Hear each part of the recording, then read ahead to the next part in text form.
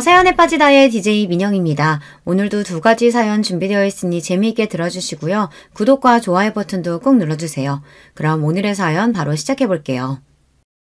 안녕하세요. 저는 자영업을 업으로 삼아 하루하루 열심히 살아가고 있는 40대 여성입니다.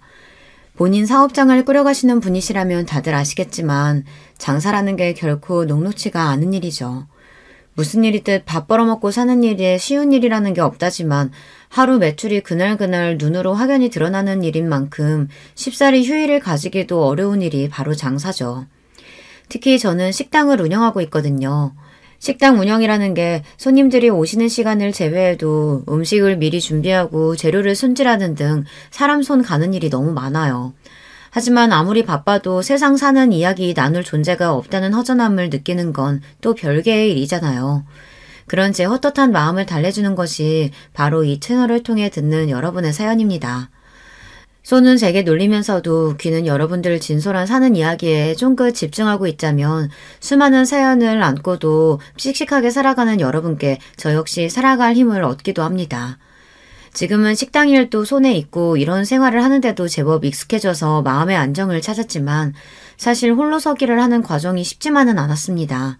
여러분들 앞이니 드리는 말씀이지만 제가 처음부터 홀로 이 식당을 운영했던 건 아니었어요.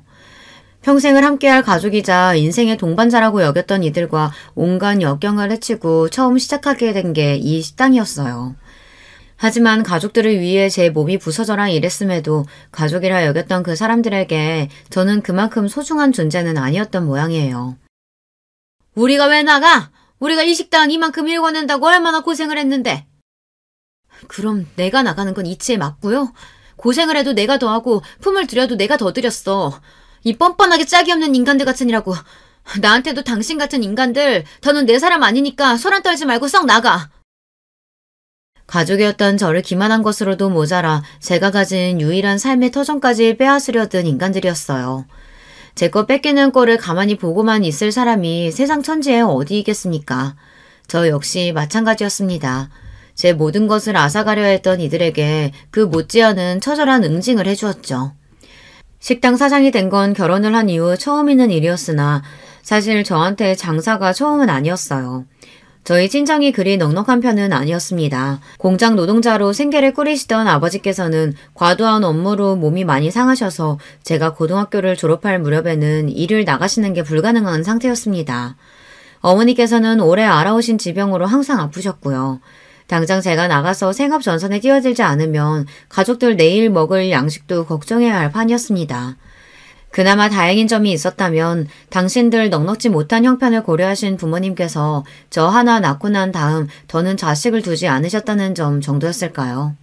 그러니 고작 20살 나이에 시작한 제 첫 사회생활이 결국 녹록할 수 없었겠죠. 일찌감치 실업계 고등학교에 진학해 이를 악물고 열심히 취업 준비를 해서 실업계 고등학교 출신 치고는 제법 건실한 회사에 들어갈 수 있었습니다만 저희 집에 환자만 2사람이었어요. 김병에 효자 없다는 말이 괜히 생긴 말이 아니었습니다. 집안에 아픈 사람 하나만 있어도 평범한 집안 갓에 기우는 게 느껴질 정도라는데 저는 아픈 사람이 2이나 있잖아요. 고졸사원 초봉치고는 적지 않은 연봉을 받았음에도 불구하고 돈은 항상 부족했습니다. 그러다 보니 퇴근 시간 이후로 파트타임으로 아르바이트를 하나 더 했고 주말에도 업장 상황에 따라 하루씩 주말 알바를 했습니다. 감사했었던 건 그래도 제가 처음 취직한 회사 사장님이 마음 씀씀이가 넉넉하신 분이셨다는 겁니다. 저희 집 형편이 넉넉하지 않다는 걸 처음부터 알고 계셨던 사장님은 제게 알바 자리를 주선해 주신 분이기도 하셨어요. 다른 회사에서는 아예 투잡이 금지된 곳도 제법 있다고 알고 있었고 꼭 그렇게 명시하지 않는다 하더라도 자기 회사 일하는데 능률이 떨어질 수도 있으니 다른 일 하는 걸 꺼리는 분들이 많았더라고요. 하지만 사장님께서는 자기 막내딸보다 어린 제가 어떻게든 아픈 부모님 봉양하겠다고 기를 쓰는 모습에 많이 안타까워하셨습니다. 나도 부모님이 오래 앓으시다 가셨거든. 아무리 내 부모라고 해도 아픈 사람 간병이 어디 쉬운 일도 아니고 그게 얼마나 지치는 일인진 내가 잘 알지. 돈은 돈대로 들어가 아픈 사람도 같이 사는 사람도 몸은 몸대로 축나고 이게 온 가족이 다 고생이라고. 우리 막내들은 아직도 철딱서니가 없어서 대학 졸업반이 됐는데도 나한테 용돈 좀 타보겠다고 애교 떠는 판국에 그 애보다도 어린 현주 씨가 가장 노릇하고 있는 걸 보자면 내가 나 어릴 때 고생했던 생각이 참 많이 나. 난 엄마 한 분이 아프셔도 그렇게 힘들었었는데 현주 씨는 둘씩이나.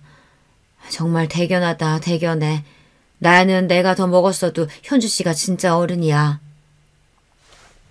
당시 제가 다니던 회사는 규모는 아직 작았으나 착실히 내실을 쌓고 있던 화장품 회사였습니다. 어린아이도 바를 수 있을 정도로 저자극인 기초 화장품을 주력 상품으로 내걸고 있었기에 예민한 피부를 가진 소비자들에게 입소문이 나고 있었죠. 여자의 몸으로 자신의 사업을 여기까지 키워나간 사장님께서는 직접 발로 뛰면서 다른 직원들과 다름없이 열심히 일하시는 분이셨습니다. 그런 사장님 곁에서 저도 어린 나이에 돈 주고는 살 수 없는 많은 것들을 배울 수 있었어요. 사장님과는 지금까지도 인연을 이어가며 잘 지내고 있습니다. 제가 장사를 처음 시작할 때도 조언을 아끼시지 않으셨던 그분은 여전히 제게 롤모델이십니다. 이렇듯 서로 마음을 주고받는데 사이가 가까워지지 않기도 힘들었죠. 사장님께서는 다른 직원들 몰래 사비로 제게 부모님 맛있는 거 사드리라며 용돈을 찔러주기도 하고 때마다 보신에 좋다며 건강식품을 저희 집으로 보내주시기도 했습니다. 현주씨, 우리 단독 매장 2호점 오픈할 계획 있다는 건 알고 있지? 그래서 말인데 현주씨가 그쪽 매장 관리를 도와주면서 그 수당 대신에 운영 지분을 추후에 가져가는 쪽으로 일해보는 거 혹시 어떻게 생각해? 당장 돈이 급하니까 저녁에 따로 일까지 하고 있지만 사실 그게 액수가 그리 크지 않잖아.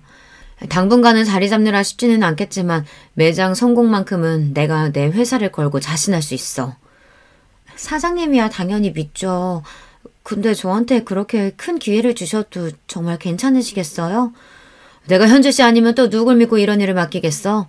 이래봬도 내가 사업하는 사람이야. 손해보는 짓은 절대 안 한다고.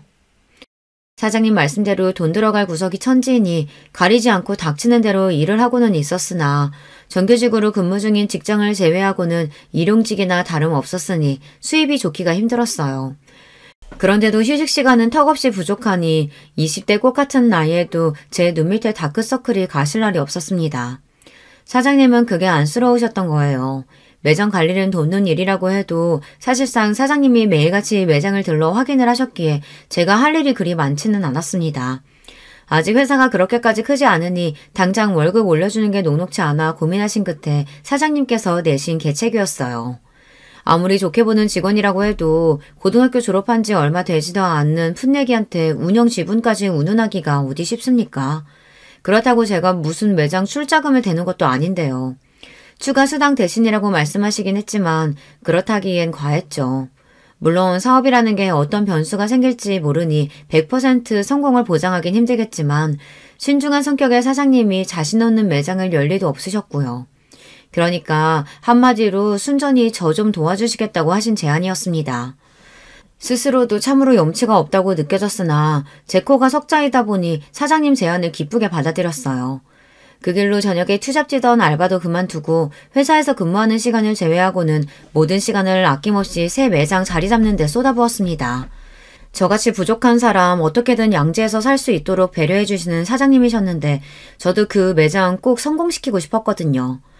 그 무렵 제대로 입소문을 타기 시작한 저희 회사 화장품에 대한 관심도 나날이 높아졌고 2호점 역시 금세 호황을 맞이하게 되었습니다. 현주씨 정말 고생 많았어. 회사 일에 매장 일까지 정신 없었을 텐데 이렇게 잘해주고. 현주씨가 정말 내 귀인이다. 이건 내가 전에 약속했던 배당금. 통장에 찍힌 금액을 보고 눈이 튀어나올 뻔했습니다. 3억 원이 조금 덜 되는 거액이었어요. 새 매장을 오픈한 지 채 1년도 되지 않아 괄목한 만한 성장을 했다는 거야. 매일 제 두 눈으로 확인했으니 알고 있었어요. 그렇다고 제가 이런 거액을 가져갈 만한 대단한 일을 해냈다고는 생각이 들지 않았습니다. 아무리 돈이야 많을수록 좋다지만 어릴 적부터 포기하는 법을 먼저 배웠던 저로서는 제 분수에 맞지 않는 돈을 욕심낼 수 없었어요. 사장님, 저 이 돈 못 받아요. 저 같은 평사원이 무슨 능력이 있다고 이런 거금을 받아요. 그 매장 운영하면서 내가 누구를 의지했겠어. 판매직거든 왜 매장 운영에 관여하는 게 우리 줄밖에 더 돼? 게다가 그걸 무급으로 일했는데 이 돈 도로 나 돌려주면 나 악덕사장 되는 거야. 내가 누누이 말하지만 나 사업가야. 절대 이유 없는 돈 쓰는 사람 아니니까 자기도 자기가 노력한 대가는 당당하게 받아. 태어나 처음 만져보는 액수의 돈이었습니다. 언감생심 꿈꿀 수도 없는 금액이었죠. 이제 당장 급하다고 제 몸 갉아가며 무리하지 않아도 된다는 안도감과 함께 태어나서 처음으로 제대로 된 어른에게 보호를 받는 느낌에 눈물이 왈칵 쏟아졌습니다. 사장님, 정말 감사합니다. 돈도 돈이지만 사장님 아니셨으면 제가 지금쯤 어떻게 되었을지도 몰라요. 사장님께서는 제가 살아갈 힘을 주신 거예요. 이 은혜 정말 죽어서도 잊지 않을게요. 정말 감사합니다, 사장님. 이 돈이면 이제 부모님 병원비도 걱정하지 않아도 되겠다는 생각에 너무나 기뻤습니다. 그러나 그런 생각도 잠시, 그로부터 얼마 지나지 않아 아버지께서 먼저 떠나신 후 채 반년도 지나지 않아 어머니까지 제 곁을 떠나셨습니다. 그렇게 돈 없어서 지긋지긋하게 살 때는 아파서 시름시름 고생하시다가 이제 넉넉해지니 효도할 새도 없이 급히 떠나신 부모님이 야속하게 느껴졌습니다. 그간의 고생에 대한 원망과 좀 더 잘해드리지 못한 죄책감 등으로 무너져 내린 저를 감싸 안아주신 것 또한 사장님이셨습니다. 현주 씨가 부모님께 어떻게 했는지 내가 다 잘 알아. 그 누구도 현주 씨보다 더 잘할 수는 없었을 거야. 부모님께서도 그렇게 생각하실 거고. 그동안 정말 고생 많았어, 현주 씨. 사장님이 아니셨더라면 정말 세상에 홀로 남는 기분에 많이 힘들었을 겁니다. 헛헛한 마음을 사장님 위로와 딴 생각할 틈 없는 경무로 채우며 그렇게 부모님을 떠나보냈습니다. 남편을 만났던 때는 여전히 부모님을 떠나보낸 상실감에 허전함을 느끼던 시기였어요. 저희 회사와 거래하던 유통업체 쪽 직원이었던 남편은 처음부터 제게 호감을 가지고 다가왔어요. 하지만 그때까지 바쁘게 돈 벌어 가족들 보양할 줄만 알았던 저는 연애 한번 제대로 해본 적이 없었습니다. 환경 때문이기도 했지만 솔직히 연애고 뭐고 다 귀찮기도 했습니다. 제 성향 자체가 누구랑 왁자지껄하게 어울리는 걸 좋아하는 성격이 아니더라고요. 하지만 그럼에도 이제 하늘 아래 내 가족이 하나도 없다는 것만큼은 외롭게 느껴졌습니다. 남편이 첫눈에 호감에 들었던 건 아니었기 때문에 아마 그런 시기가 아니었더라면 여느 때처럼 남편 호감을 무시했을 거예요. 제 환심을 사겠다며 자잘한 선물을 하고 따뜻한 말 한마디 건네는 게 그때는 참 의지가 되었습니다. 그렇게 물 흐르듯 자연스럽게 남편과 만나게 되었어요. 내가 강무씨 우리 현주한테 잘하나 못하나 두 눈 시퍼렇게 뜨고 지켜볼 거야. 현주 씨는 나한테는 딸이나 마찬가지인 사람이야. 아, 그럼요. 손에 물 한 방울 안 묻히고 귀하게 모시고 살 테니까 걱정하지 마세요, 사장님. 남편은 변죽이 좋은 사람이었습니다. 주변 사람들과의 관계도 좋은 편이었기에 평판이 그리 나쁜 사람도 아니었죠. 사실 남편과 연애를 시작하기 전에 사장님의 오케이 사인을 받고서야 저도 수락을 한 거였어요. 그럴 때 보면 정말 사장님이 딸내미 단속하는 엄마같이 느껴졌습니다. 사람도 사람이지만 저한테는 그것보다 더 중요한 문제가 있었어요. 워낙 부모님 투병으로 온 가족이 그 긴 시간 생고생을 했으니 가족 중 중환자가 있는지 경제적으로 문제가 있지는 않은지 하는 부분이 정말 중요했습니다. 부모님을 사랑하기는 했으나 그렇다고 그 두 분 모시는 게 힘들지 않은 건 아니었어요. 결혼해서까지 시댁에 비슷한 문제가 있어 또다시 그런 고생을 하며 살 생각은 추호도 없었습니다. 그럴 바에야 그냥 평생 혼자 살 생각이었어요. 속물적이라고 욕하실지는 모르겠으나 그렇다고 해도 어쩔 수 없죠. 저랑 비슷한 고생을 해보신 분들은 아마 공감하실 겁니다. 그 점은 남편에게도 처음부터 확실히 했습니다. 더는 그런 고생을 하고 싶지도 않고 나 역시 내 배우자 될 사람에게 그런 짐은 지우지 않을 거라고 말이죠. 남편 역시 제 사정을 듣더니 이해를 하더라고요. 결혼이 사랑만으로 되는 건 아니라는 생각에는 처음부터 동의했던 저희 두 사람이었습니다. 크기는 작지만 아버지께서 지금까지 안정적으로 사업을 하고 계시고 부모님 두 분 모두 감기 한번 크게 앓으신 걸 본 적이 없을 정도로 건강하세요. 여동생이 하나 있는데 20대 초반에 일찍 결혼해서 지금은 남편 따라 외국에서 살고 있어서 몇 년에 한번 볼까 말까 하고요. 아, 저도 건강한 편이긴 한데 혹시 필요하시면 건강검진 결과지 보여드릴까요? 다행히 이 정도면 합격선은 거뜬히 넘었습니다. 부모님 두 분 모두 노후 준비까지 다 되어 있다는 점도 마음에 들었어요. 부잣집에 시집가서 팔자 고칠 생각은 없었지만 그래도 제가 벌어먹어야 할 집에 시집가는 건 싫었거든요. 남편도 자기 일 잘해서 월급 꼬박꼬박 잘 받고 있으니 이만하면 결혼 상대로 나쁘지 않겠다고 생각했습니다. 양친 모두 안 계신다는 게 좀 마음에 걸리네. 우리 아들 장가 가서 장모님 사랑도 좀 받아봤으면 했는데 엄마는 무슨 그런 소리를. 부모님 일찍 돌아가신 게 현주 씨 잘못이야. 어린 나이에도 정석과 부모님 모신 것만 해도 대견한 사람을. 시어머니 되실 분이 저한테 제대로 된 친정이 없다는 걸 꼬투리 잡아 걸고 넘어지셨으나 남편이 단박에 말을 끊어버렸습니다. 결혼이야 마음 맞는 사람 만나서 하면 좋고 아니어도 별 상관없다고 생각한 저와는 달리 남편은 결혼에 목숨을 걸고 있었습니다. 저한테 트집 잡아봐야 저는 영 가망이 없겠다 싶으면 정리할 생각도 있었으니 손해볼 건 어차피 당신 아들뿐이었어요. 그렇게 며느리 귀 한번 눌러보겠다는 시어머니 시도는 수포로 돌아가고 그 이후로는 별다른 문제 없이 수월하게 결혼에 골인했습니다. 결혼 전에 경제적인 문제에 관해서도 집이나 생활비 같은 건 서로 각출하기로 하고 서로의 수입은 각자 관리하기로 합의를 했기 때문에 집을 합쳤다는 것 외에는 생각보다 많은 부분이 바뀌지는 않았습니다. 결혼 전 제가 목돈을 제법 모아놓았다는 것도 굳이 남편에게 미리 밝히지는 않았어요. 저 역시 남편에게 굳이 캐묻지 않았고요. 결혼 전에 번 돈이야 온전히 본인 재산인 건데 제가 궁금해하거나 탐낼 것도 아니고요. 남편은 그렇게 생각하기보단 아픈 부모 밑에서 오래 고생한 제가 딱히 가진 돈이 있을 거라는 생각 자체를 하지 않은 것 같았습니다. 게다가 제가 차림새가 수수한 편이라 더 그렇기도 했을 거예요.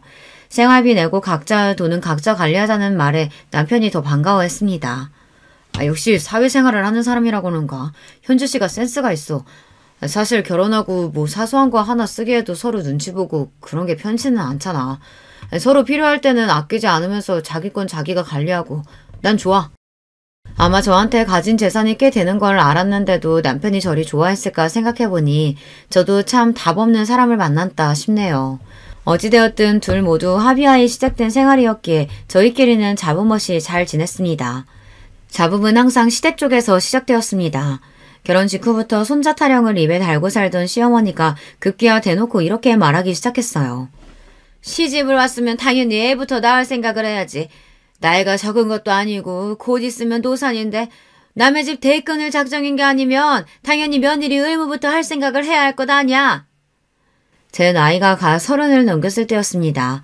남편이 저보다 5살이나 많으니 남편 입장에서 노산이라면 노산이겠네요. 평소 같으면 시어머니가 뭐라고 하든 말든 신경도 쓰지 않지만 아이 문제에서만큼은 남편도 은근슬쩍 제 어머니 편을 들더라고요. 사실 더 늦기 전에 나도 아이 가졌으면 싶기는 하거든.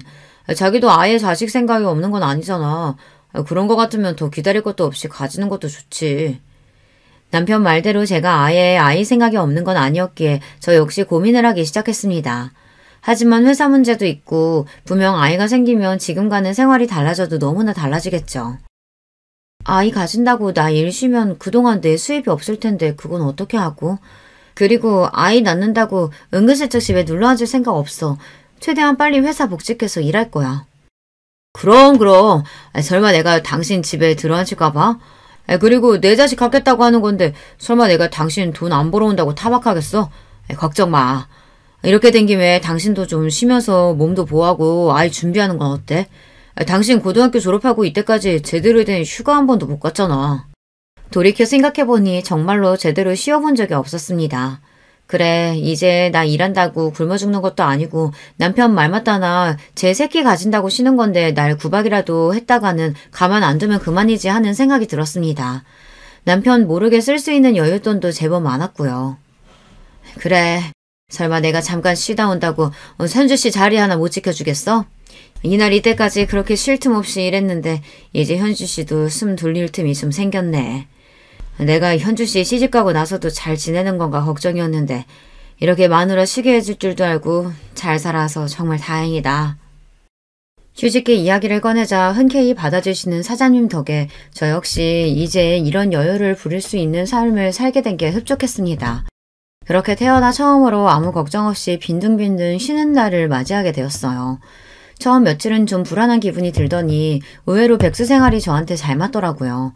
혼자서 조용히 그동안 해보지 못했던 것들을 하나씩 해보는 것도 제법 즐거웠고요.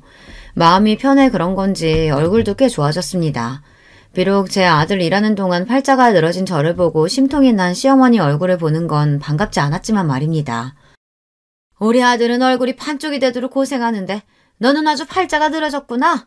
남편 돈으로 그렇게 놀고 먹으니 좋니? 저희는 처음부터 각자 번 돈 각자 썼어요. 제 돈 제가 쓰고 노는 거니까 아들 걱정은 안 하셔도 돼요. 자기한테는 져줄 생각이 없는 며느리 말에 또 파르르 하는 시어머니였지만 제가 뭐 틀린 말 했나요? 그러게 가는 말이 고와야 오는 말이 고운 겁니다. 회사 안 나간다고 자꾸만 불러서 귀찮게 굴려는 시어머니는 제가 시댁 자주 안 온다는 게 늘 불만이었으나 애초에 사람을 저리 대하는데 누가 좋다고 거길 가겠습니까? 자주 안 보는 게 상책이었어요. 그즘 별탈 없이 평탄하게 운영하시던 시아버지 회사에 변화의 소용돌이가 치기 시작했습니다. 어디서 무슨 말을 듣고 혹한 건지 평생 구멍가게 수준으로 운영하던 회사를 키워보겠다며 시아버지가 가진 재산 모두 끌어모아 회사 덩치를 불리고 있다는 소식을 뒤늦게 들었을 때는 염려가 되었어요. 괜히 긁어부스럼 만들까 싶었으나 정말 남편 반응은 심심했습니다. 뭐 평생 하시던 일인데 알아서 잘 하시겠지. 그리고 잘 안 되더라도 빚도 돈 있는 사람들이나 지는 거지. 애초에 뭐 가진 것도 별로 없는 아버지가 이뤄봤자 얼마나 이르시겠어. 그래도 지금 사시는 집도 있고 노후 대비도 해놓으셨고 더 늦기 전에 아버지도 해보고 싶은 일은 있으셨겠지. 당신 아드님도 저리 말하는데 내가 뭐라고 끼어들 일도 아니지 싶어 저도 그냥 그러고 말았습니다. 그래서 새벽에 시부모님이 갑작스럽게 쳐들어왔을 땐 진짜 너무 놀랐어요. 아이고 강무야, 이제 우리 어떡하니? 네 엄마 길거리에 나 앉게 생겼다. 아직 잠에서 제대로 깨지도 못해 어안이 벙벙한 저희 앞에 퍼질러 앉아 시어머니가 대성통곡을 하셨습니다. 이게 다 무슨 일인가 싶어 정신을 못 차리고 있는데 시아버지가 뒤쪽에서 나라 잃은 표정으로 죄인처럼 서 있는 게 눈에 들어왔어요. 난리를 치면서 그 새벽에 집이 떠나가라 울던 시모가 갑자기 당신 남편을 획 쏘아보더니 원망의 말들을 마구 퍼부어댔습니다. 그러니까 갑자기 무슨 팔자에도 없는 사업 확장이야. 다 늙어서 이날 이때까지 사업가로 큰 재미도 못 봤으면서 내 능력치가 여기까지겠거니 생각하고 있는 거나 잘 쥐고 있을 생각을 했어야지. 이제 어쩔 거야. 집이고 뭐고 다 넘어가고 그나마 가진 재산 빚잔치 하면 당장 땡천 한 푼도 없는데요. 당장 어디서 살 거냐고. 그러니까 그 무리를 해서 키워놓은 시아버지 사업이 결국에는 엎어졌다는 겁니다. 남편 말만 들었을 때는 남은 여유자금으로 벌인 일인 줄 알았는데 시부모님이 살고 있던 집에 빚까지 좀 졌더라고요. 집은 이미 경매로 넘어간 후였어요. 두 분 가진 걸 전부 다 털어막으면 어떻게 빚은 해결할 수 있겠지만 그동안 모아둔 거 전부 박박 긁어야 겨우 수습이 가능한 수준이었습니다.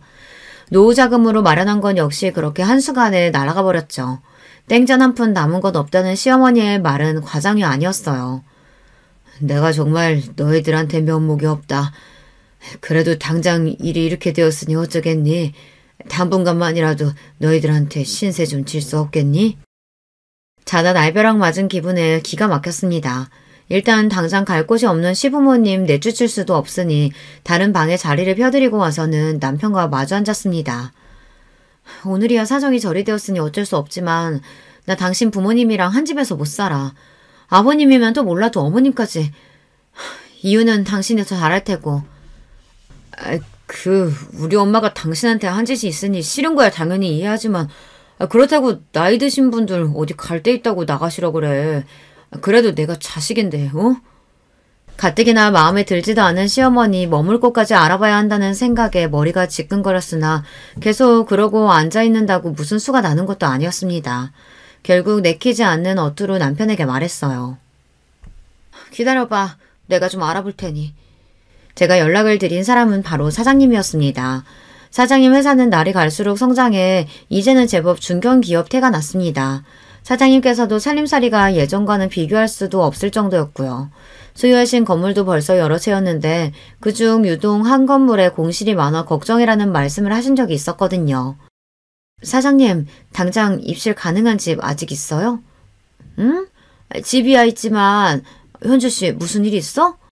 간략하게 자초지정을 설명하자 사장님 얼굴에 금세 걱정하는 기색이 비쳤습니다. 평생 고생만 한 제가 시집가서 좀 잘 사나 싶었는데 시댁이 저리 쫄딱 망했으니 듣는 사장님이라고 기분이 좋으실 리 없으셨겠죠. 매번 힘들 때마다 사장님 도움을 받는 게 죄송스러웠지만 당장 생각나는 분도 사장님 뿐이었습니다. 월세는 바로 마련해서 보내드릴게요. 최대한 빨리 입주할 수 있으면 돼요. 그건 걱정할 거 없어. 당장 오늘이라도 들어갈 수 있으니까. 돈도 천천히 얘기하자고. 현주 씨 시부모님이면 나하고도 인연이 없다고 할 순 없는데 급할 거 없잖아. 응? 이번에도 선뜻 제게 도움의 손길을 내밀어 주신 사장님께 정말 감사했습니다. 신부모님도 이렇게까지 해주시긴 쉽지 않으셨을 거예요. 그렇게 급히 시부모님 거처 문제를 해결해 드렸습니다. 꼼짝없이 아들 집에 얹혀 살 줄 알았는데 그래도 상태가 나쁘지 않은 곳에 바로 머무를 곳을 마련해준 며느리 덕분에 두 분 얼굴에도 잠시 수심이 가셨어요. 아가, 네 덕분에 내가 숨이라도 돌렸다. 이 은혜 잊지 않으마. 정말 고맙다. 그래, 고맙구나. 늘 틱틱대던 시어머니도 그래도 제 덕에 고생을 덜은 줄은 아시는 건지 드물게 감사 인사를 하셨습니다. 여전히 표정은 떨떠름하셨지만 말입니다. 그렇게 살 곳은 마련했으나 시부모님 당장 먹고 살 일도 문제였어요. 가진 거라고는 하나 없는 두 노인이 이제 와서 어디 취직하기도 마땅치 않고 앞으로의 일을 생각하면 가슴이 답답했습니다. 여보, 정말 미안해. 결혼 전에 그렇게 당신이 당부했는데 집 문제도 그렇고 결국 이렇게 당신한테 피해를 끼치게 되네. 내가 정말 당신한테 면목이 없어. 자기 잘못도 아닌 일을 가지고 제 앞에서 죄인이 된 남편을 보자니 아픈 부모님 때문에 항상 돈이 없어 서러운 일을 수도 없이 겪어야 했던 지난날의 제가 떠오르더군요. 그래도 내가 평생을 함께하겠다고 선택한 사람이 저러고 있는 걸 보자니 저도 마음이 안 좋았습니다. 그렇게 여러 날 고심한 끝에 남편과 시부모님을 한데 모아 그간 제가 계획한 바를 차근차근 설명하기 시작했습니다. 사실 제가 결혼 전에 모아둔 돈이 조금 있어요. 그걸 어떻게 쓸지 고민이 많았는데 역시 가족들한테 쓰는 게 맞는 것 같습니다. 제가 그래도 손재주는 좀 있으니 식당 창업을 할까 하는데 아무래도 저 혼자서는 무리겠죠. 아버님, 어머님이 오셔서 얼마간만이라도 좀 도와주시면 힘이 될 것 같아요. 물론 가족이라고 그냥 해달라는 거 아니고 꼬박꼬박 월급 챙겨드릴 거예요.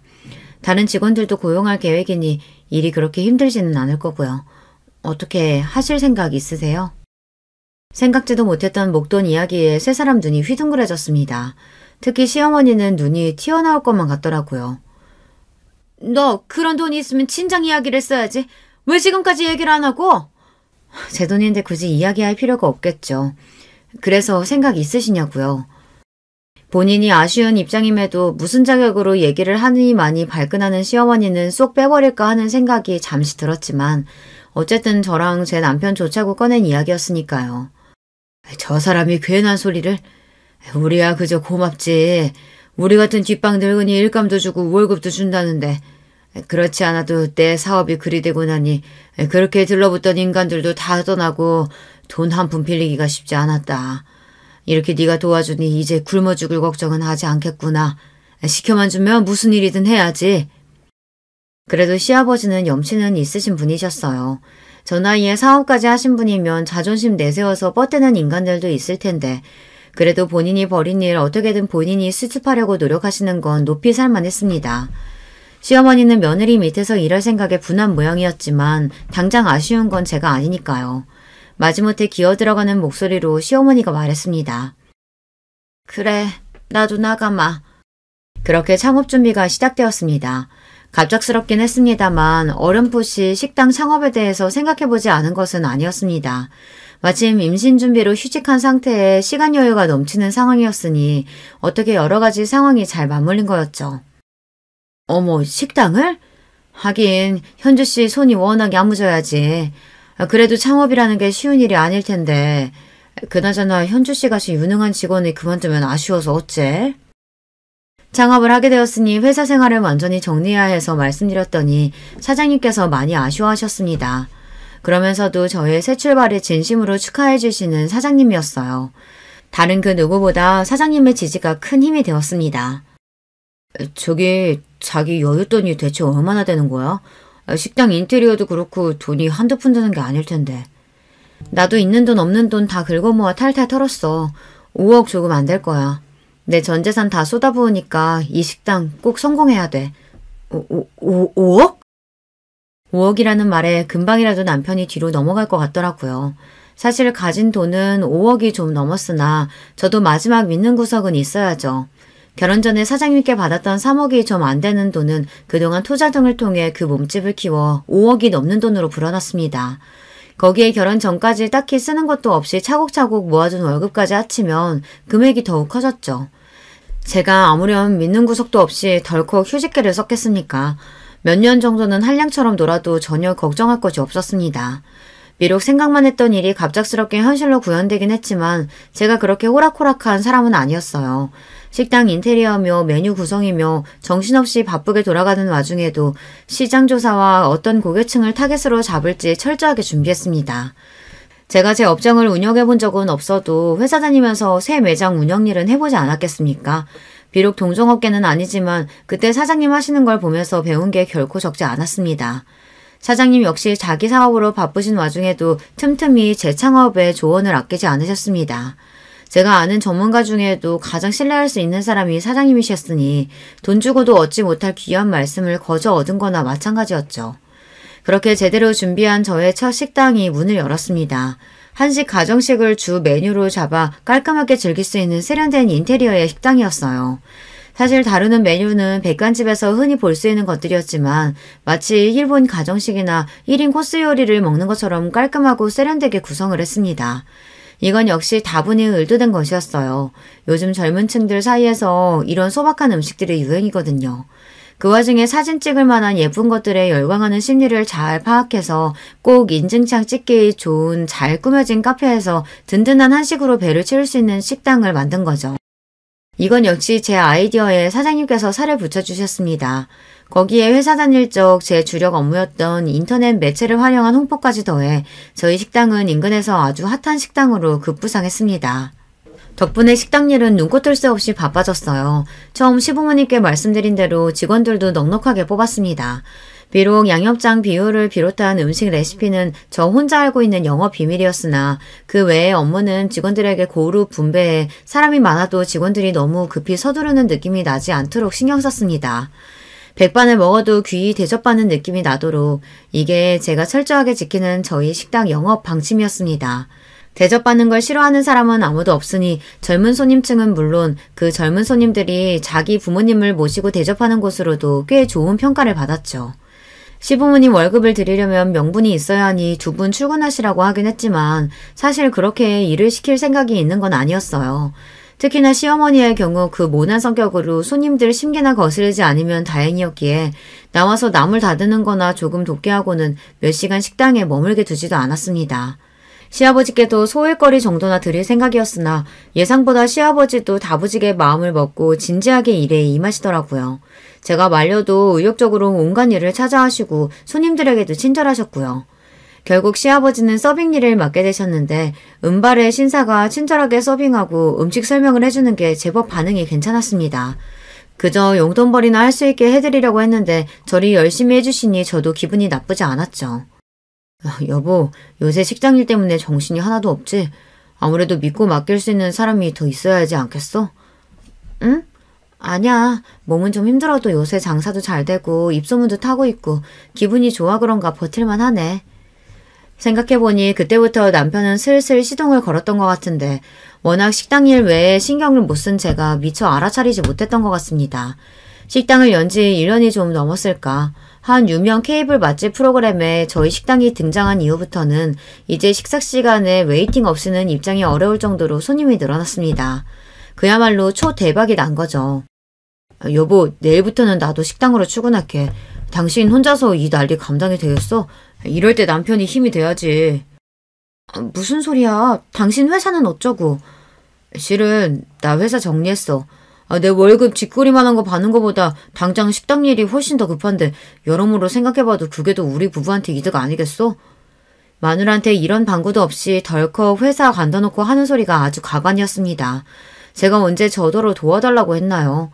요새 취직이 얼마나 어려운데 사람 사는 일이 어찌 될 줄 알고 저렇게 경솔한 행동을 한답니까? 거기다 지금껏 자기 수입 철저히 자기 것으로 해놓고 왜 식당 일은 자기가 참여하는 게 당연한 것처럼 구는 거냐고요. 한마디 상의 없이 멋대로 결정해놓고 내 식당은 왜 제 집 지나들듯 마음대로 출근하니마니 하는 건데 당신 정말 내가 우스워?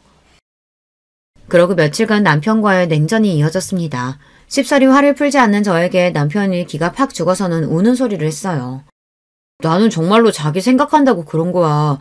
우리 부모님도 식당 나가서 일손 거두시는데 남편이 돼서 당신 고생하는 거 뻔히 알면서 가만히 있게도 그랬다고. 그리고 사표는 진작 수리됐는걸. 그러지 말고 화 풀어라. 자기야, 응? 속이 뒤집힐 지경이었지만 직장도 없는 마당에 저 인간을 놀려봐야 또 뭐 하겠습니까. 이건 남편이 아니라 왼수가 따로 없었어요. 그렇게 울며 겨자 먹기로 남편까지 식당에 출근하게 되니 이제 온 시댁 식구들이 식당에 불터서 먹고 사는 판국이었습니다. 시아버지야 열심히 일을 하신다곤 하지만 아무래도 경력 있는 다른 직원들 따라가기는 쉽지 않았죠. 게다가 월급도 다른 직원들보다 거의 배는 챙겨드리고 있었어요. 얄밉긴 하지만 시어머니 역시 마찬가지였죠. 사실상 제가 시댁 생활비를 대는 거는 다름없었습니다. 서로 짐이 되지 않는 깔끔한 결혼 생활을 하자며 결혼 전 남편과 한 약속이 무색했습니다. 예, 그래도 제가 명색이 사장 남편인데 일반 직원이랑 똑같이 대우해서 되겠어? 쟤도 뭐 믿는 구석이 있어야 좀 어깨 피고 살 거 아냐. 뭐가 예쁘다고 직장까지 때려치운 남편놈 직함까지 달아주니까 온 가족이 며느리한테 붙어 기생하면서 참 염치도 없다 싶었어요. 처음에는 제 눈치를 보던 남편도 잘나가는 식당 사장인 부인 덕에 직원들한테 사장님과 다름없는 대우를 받다 보니 아주 붕 떠서는 자기가 사장이라도 된 듯 굴었습니다. 당신 내 직원들한테 함부로 말 놓고 그러지 마. 나도 신경 써서 대우하는 사람들인데 왜 당신이 더 사장인 것처럼 거들먹거려? 내가 뭘 잘못했다고. 직원들 기운 좀 내라고 한 말 가지고 뭘 그렇게 예민하게 반응해. 당신 가만 보면 사장 됐다고 남편 너무 무시해. 직장 때려치웠을 때부터 서서히 남편에게서 멀어진 마음은 남편이 식당에 들어앉은 후로는 완전히 정이 떨어지는 지경까지 이르렀습니다. 이제 와서 도움을 주는 게 아니라 물 흐리는 거나 마찬가지였어요. 게다가 시어머니랑 둘이서 모자가 무슨 작당을 했는지 둘이서 쑥덕거리고 난 후에는 꼭 분란이 일어났습니다. 저 두 사람 때문에 더는 일 못하겠다는 직원까지 나오자 제가 얼마나 미안했던지 모릅니다. 어머니, 이러실 거면 더는 제 가게 나오지 마세요. 하시는 일도 없으면서 다니면서 분란만 만들고 대체 왜 그러시는 거예요? 저 망하라고 고사 지내시는 거예요? 이게 말하는 것 좀 봐. 너 혼자 잘해서 성공한 줄 알아? 식당 시작부터 고생한 시애미한테 고마운 줄도 모르고. 자기가 뭐 한 게 있다고 이제 와서 대도하는 생색이에요. 그렇게 시어머니를 내쫓고 나니 가게가 그렇게 평온할 수가 없었습니다. 자기가 왕인양 굴던 남편도 자기 편들어줄 시어머니가 없으니 기가 죽었는지 좀 눈치를 보더라고요. 하여튼 제 인생에 도움이 안 되는 양반이었습니다. 한 며칠 잠잠하더니 식당 브레이크 타임에 문을 부수기라도 할 기세로 시어머니가 다시 쳐들어왔습니다. 또 무슨 사람 기가 막히고 코가 막히는 소리를 하려나 팔짱을 끼고 보고 있는데 시어머니가 저한테 서류 봉투 하나를 착 집어던졌어요. 이혼 서류였어요. 이게 뭐예요? 그 사람이 나랑 이혼하겠대요? 우리 효자 아들이 제 마누라가 지 어미한테 하는 짓을 봤는데 그럼 그냥 넘어가겠어? 아주 돈 버는 유세는 혼자 다 떨고 이제 우리 아들한테도 이 식당 지분 있으니까 너 같은 막대 먹은 며느리 더 볼 것도 없다. 꼴랑 5억 가지고 그 유세를 떨었으니 그 돈대로 그대로 돌려주마. 그거 말고 떨어져. 뭔 전식 나간 소리예요 이게. 제 아들놈한테 무슨 식당이 지분이 있으며 5억 줄 테니 이혼하라고 하는 건 또 무슨 소리고요. 입을 열수록 전입 가경이었습니다.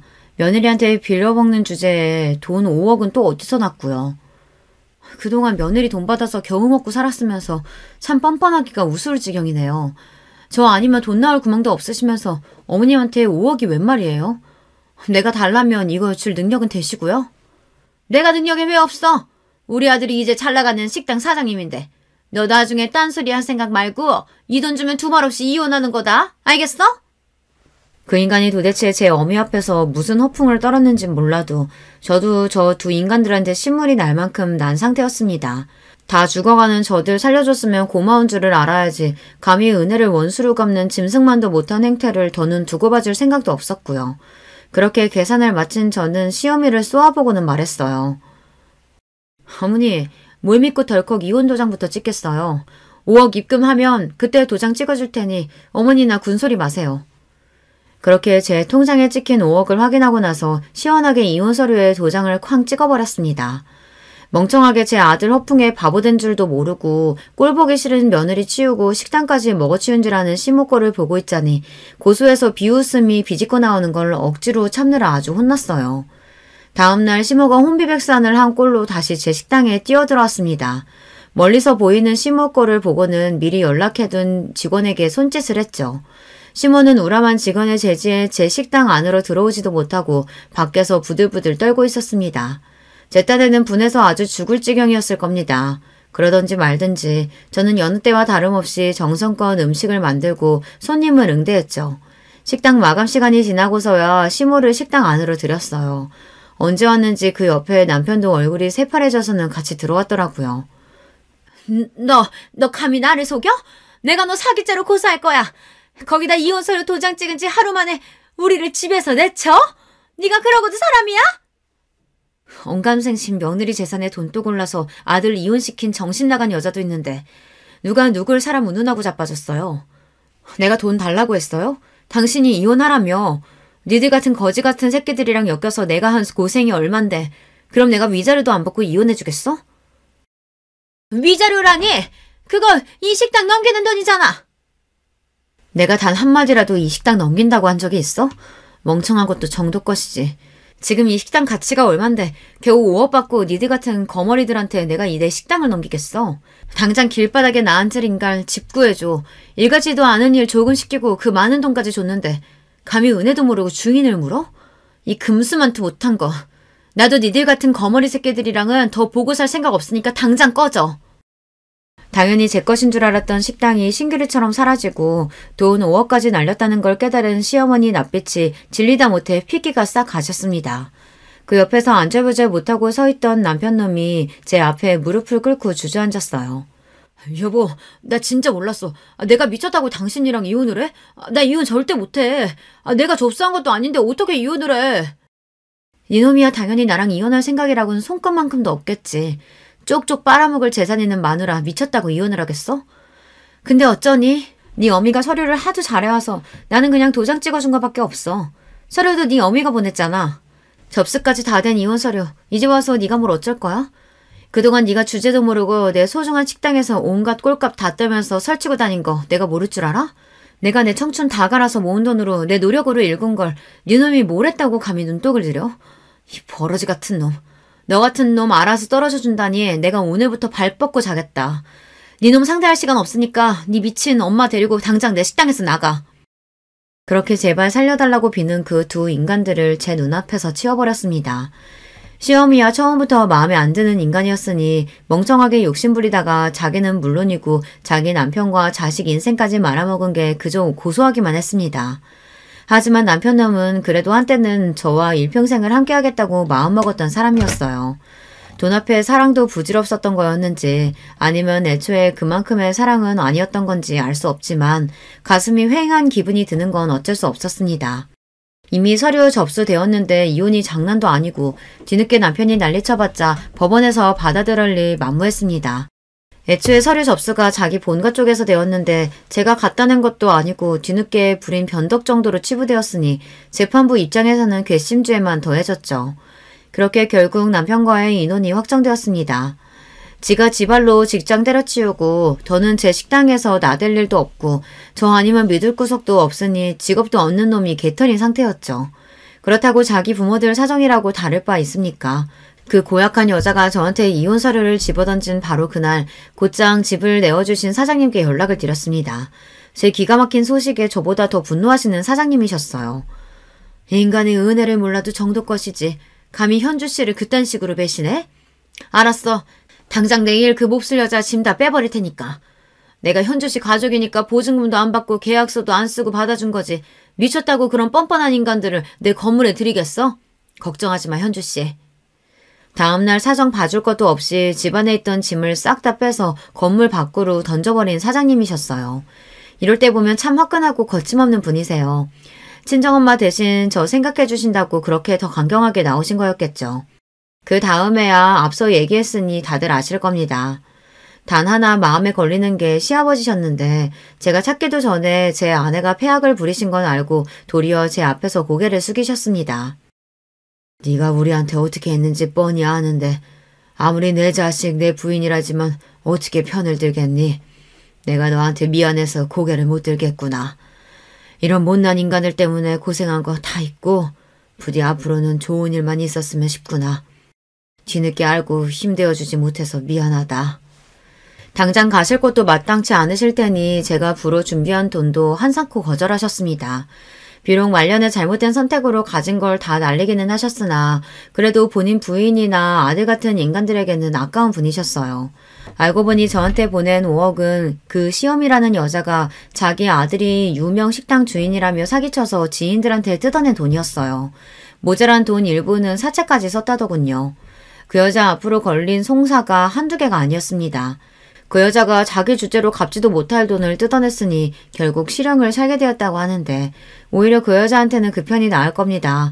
출소했다가 사채업자들한테 무슨 짓을 당하게 될 줄 알고요. 그래봤자 이제는 저랑은 상관없는 남의 일이지만 말입니다. 폭풍같이 휘몰아친 여러 가지 일들이 정리되고 나니 지금은 오히려 차분히 제 할 일을 하며 지내고 있어요.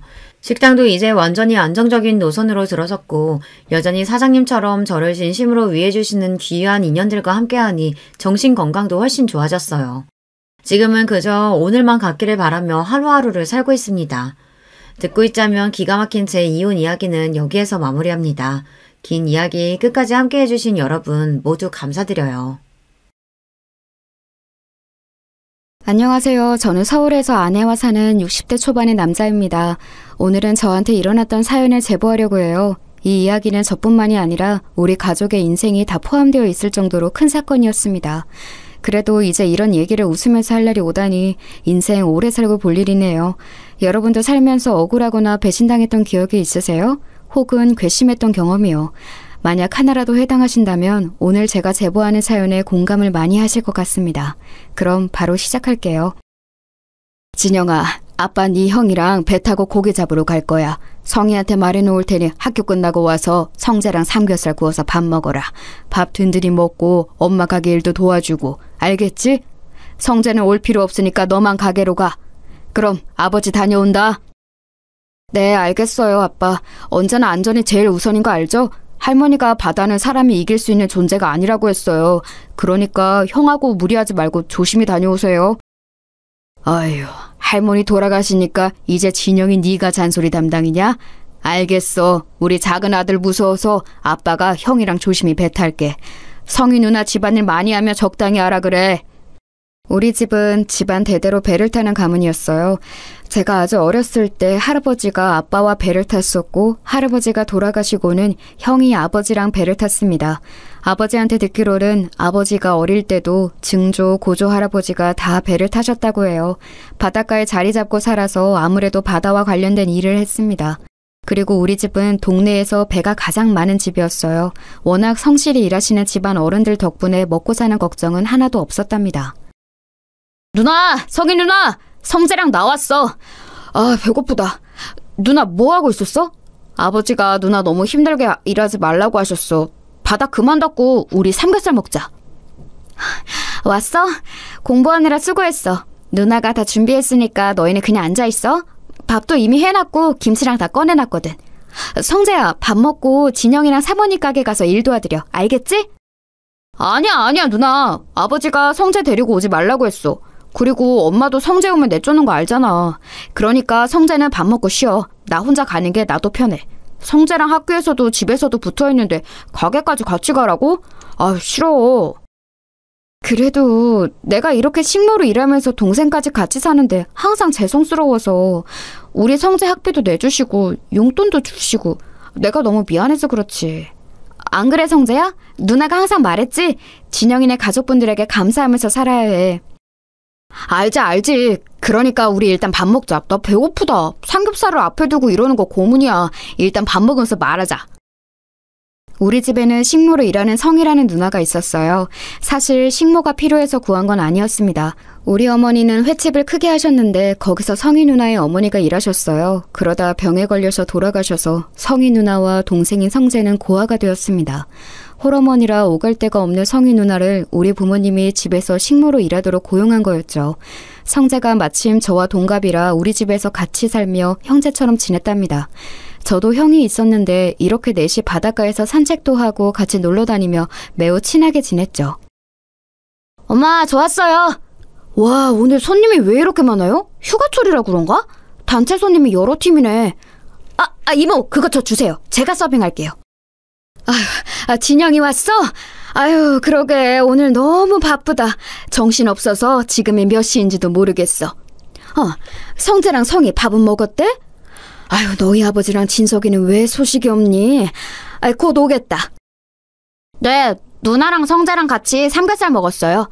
엄마, 이따 가게 마감하고 제가 청소할 테니까 먼저 들어가요. 몸도 안 좋으면서 무리하지 말고요. 우리 작은 아들 최고네. 아직 고등학생인데 이렇게 엄마 마음을 알아줘? 됐어. 그것만 돕고 들어가서 공부해. 저는 주로 학교가 끝나면 집에 와서 밥을 먹고 엄마 가게로 향했어요. 성희 누나는 편의를 많이 봐주는 우리 부모님에게 항상 감사하다고 했습니다. 그러면서 성재를 가게로 같이 보낸 적이 많은데 우리 부모님은 한 번도 성재에게 일을 시킨 적이 없어요. 오히려 부모 없이 자라는 성희 누나와 성재가 안타깝다고 여기셨죠. 성재의 학비를 아버지가 대신 내줬고 가끔은 우리 형과 저보다 성재와 성희 누나를 더 챙긴다는 생각이 들 정도였습니다. 사모님하고 사장님은 무슨 자점사업가야? 이렇게 직원들 챙겨주면 남는 게 있기는 해요? 명절이라고 보너스 가득 넣은 것 봐. 내가 아까 보니까 그 식모. 그래, 성희랑 성재까지 데리고 여행 간다며? 성희는 가만 보면 복 받았어. 이러다 큰아들하고 결혼하는 거 아니야? 성희가 며느리가 되면 우리야 좋지. 예쁘지, 일 잘하지. 우리가 축복이지. 그리고 내가 좋아서 베푸는 거니까 부담 가지지 말아요. 자, 그럼 명절 잘 보내시고 끝나고 봅시다, 다들. 고향 다녀오세요. 명절이 되면 가족이 없는 성희 누나와 성재를 배려해서 같이 여행도 다녔어요. 제가 생각해도 우리 부모님은 저 남매에게 최선을 다했습니다. 동네에서도 유명할 정도면 말 다 했죠. 이렇게 저는 평생 가족들과 행복하게 살 줄 알았어요. 우리 아버지는 옛날 분이지만 상당히 다정하셨습니다. 어머니도 언제나 가족들에게 사랑을 듬뿍 주는 분이셨거든요. 그래서 미래에 대해 걱정해 본 적이 없을 정도였죠. 하지만 인생이란 게 어떻게 풀릴 줄 모르잖아요. 우리 가족에게 불행이 찾아오게 되었습니다. 사실 지금 많은 시간이 흘렀는데도 그때 일을 기억하는 것이 아직도 많이 힘들어요. 그만큼 제 인생에 있어서 불행의 서막이었답니다. 그날은 비가 아주 많이 오는 날이었어요. 여름이었고 비를 포함해서 태풍도 오고 호우주의보가 발령됐었죠. 전국적으로 호우 피해가 심각했는데 우리가 사는 지역이 바닷가라 파도가 아주 세차게 쳤어요. 태풍 때문에 창문이 흔들릴 정도로 심각했던 기억이 나요. 아이고, 어떡하나. 옆집 김씨가 지금 바다에 있다고 난리야. 내가 배를 탄 경험이 제일 많으니까 빨리 가서 김씨를 구해올게. 다들 나오지 말고 꼼짝 말고 집에만 있어. 알겠지? 무슨 소리 하는 거예요? 절대 안 돼요. 당신 나갈 생각 하지도 말아요. 지금 김씨 구하러 가다가 당신이 죽어. 안타깝지만 이런 날씨에 배를 타고 간 게 잘못이지. 당신 나가기만 해봐. 나도 같이 갈 거야. 어휴, 이 사람아. 그래도 우리가 김씨랑 얼마나 깊은 사이인데 이래? 사람이 이럴 때일수록 돕고 살아야지. 김씨 어머님이 지금 뒤로 넘어가셨어. 내가 제일 배를 잘 타니까 얼른 가서 김씨 데리고 올게. 아버지, 그럼 저도 같이 가요. 저도 아버지랑 같이 배 탄 경험 많잖아요. 아무리 그래도 아버지 혼자 보내는 건 절대 안 돼요. 엄마, 저도 같이 갈게요. 진영아, 엄마 못 나오게 막아. 성재야, 너도 부탁해. 안 돼, 안 돼. 안 된다고. 마다를 무술 수로 이기려고 그래. 돌아오라고. 여보, 진서가. 이거 놔. 진영아, 성재야, 이거 놔. 엄마는 기를 쓰고 아버지와 형을 말렸어요. 하지만 워낙 고집이 센 아버지를 말릴 수 없다는 것은 저도 이미 알고 있었습니다. 형은 나가면서 저한테 걱정하지 말라며 어깨를 두드려 주었어요. 엄마는 거의 기절 직전까지 가셨고 저도 너무 걱정되어 손톱을 물어뜯으며 아버지와 형을 기다렸습니다. 그런데 너무 상황이 안 좋았어요. 아버지와 형이 김씨 아저씨를 구하러 바다에 나간 순간 거짓말처럼 비가 더 세차게 내리기 시작했습니다. 아이고, 내 남편 어떡해. 내 아들. 아이고, 돌아오라고. 급기야 엄마는 집에서 뛰쳐나가 아버지를 애타게 불렀어요. 하지만 슬프게도 아버지와 형은 싸늘한 죽음으로 땅에 도착했습니다. 김씨 아저씨를 구하러 나갔다가 결국 죽은 사람이 늘어난 셈이었어요. 그리고 우리 집은 너무 슬프게도 안 좋은 상황이 계속 이어졌습니다. 아유, 안타까워서 어째. 얘 진영아, 너희 엄마 지금 남편하고 큰아들 잃고 제정신이 아니야. 저러다 뭔 일 나겠어. 또 초상치르게 생겼어. 아유, 어떡하니. 지금 가게가 문제가 아니잖아. 너는 아직 고등학생이고 주변에 어른도 없고. 아유, 어떡해. 여보, 진소가 우리 큰아들 밥 먹어야 돼. 곧 있으면 우리 남편하고 큰아들이 가게 올 거야. 그러니까 밥을 차려야겠다. 엄마, 정신 차려. 아버지랑 형은 이제 없어. 엄마, 이제 우리끼리 살아야 해. 지금 엄마 며칠째 아무것도 안 먹고 있잖아. 제발 엄마. 엄마는 말 그대로 아버지와 형을 잃고 정신이 나가버렸어요. 가게에 손님이 와도 아는 척도 하지 않았죠. 예전에는 친절하게 웃는 얼굴로 장사했는데 가게에는 관심이 전혀 없었어요. 결국 횟집은 그렇게 문을 닫고 말았습니다. 사실 바다에 가서 고기를 잡는 아버지와 형이 없으니 당연한 결과였어요. 당장 우리 가족은 생계가 끊기게 되었습니다. 다행히 가게에서 일했던 이모들이 폐업할 때 많이 도와주었어요. 반쯤 정신이 나간 엄마를 옆에서 많이 챙겨주었죠. 문제는 성희 누나와 성재였습니다. 저기 진영아, 내가 이런 말 하는 게 나도 어려운데 지금 3달째 돈을 못 받고 있어. 물론 상황은 너무 안타까운데 내가 돈도 못 받고 이렇게 식모로 일할 수는 없잖아. 물론 재워주는 건 고마운데 돈을 무보수로 이렇게 일하는 건 나도 더는 안 될 것 같거든. 밀린 돈은 언제 줄 거야? 누나, 너무한 거 아니야? 우리 아버지가 갈 곳이 없는 누나랑 성재 집에서 재워준 기간이 5년이 넘어. 막말로 누나가 우리 집에서 일하면서 뭐 얼마나 힘들었는데. 말만 신모지 사실상 한 거 별로 없지 않아? 밥도 주로 가게에서 먹어서 누나가 한 거라곤 청소랑 빨래뿐이잖아. 그것도 우리 엄마가 누나 고생시키는 거 싫어서 몰래 한 적 많은 거 나도 알아. 어머, 너 무슨 말을 그렇게 하니? 나도 그래서 항상 감사하게 생각했어. 그래도 내가 아예 가만히 있었던 건 아니잖아. 나도 최선을 다했는데 너야말로 그렇게 말하면 내가 뭐가 되니? 됐고, 그럼 3달 월급 빨리 내놔. 만약 안 주면 경찰에 신고할 거야. 뭐? 경찰? 진짜 인간이 이래도 되는 거야? 지금 우리 엄마 상태 보고도 몰라? 사람이 밥도 안 먹어서 지금 뼈만 남았어. 생계가 끊겨서 모은 돈으로 겨우 사는 거 안 보여? 누나가 그러고도 사람이야? 이성이 네가 그러고도 사람이냐고! 야 미친 새끼야. 너 왜 우리 누나한테 소리를 질러? 다 떠나서 이 일한값은 당연히 줘야 하는 거 아니냐? 왜 우리 누나한테 화풀이야? 우리 누나가 네 아빠랑 형 죽였어? 뭐? 야 이성재, 너도 진짜 그러는 거 아니야. 우리 아빠가 네 학비 다 내줬던 건 까맣게 잊었냐? 와, 진짜 어떻게 사람들이 이러냐. 받을 때는 넙죽 받아놓고 이렇게 단물 다 빼먹으니까 본색을 드러내? 기어코 저와 성재는 주먹 다툼까지 하게 되었어요. 우리의 싸움을 말리러 온 주민들은 이미 다 사정을 아는 동네 사람들이었죠. 그래서 성희 누나와 성재에게 나서서 뭐라 하기도 했답니다. 하지만 그 둘은 아는 척도 하지 않았어요. 그렇게 성희 누나와 성재는 하루아침에 우리 집을 떠나게 되었습니다. 그때 들었던 감정은 배신감과 허탈함이었어요. 물론 대가를 많이 바라고 우리 아버지가 베풀었던 것은 아니에요. 하지만 그래도 사람이 상도덕이라는 게 있잖아요. 저라면 절대 그렇게 행동하지 않았을 거예요. 집에는 정신이 나간 엄마와 저만 남게 되었습니다. 그런데 더 황당한 일이 일어났어요. 진영아, 세상에 너 그 얘기 들었니? 성희 말이야, 성희. 그 동네 양아치 동석이랑 살림 찹쳤대. 결혼식도 안 올렸는데 혼인신고했다더라. 성재도 같이 살더라고.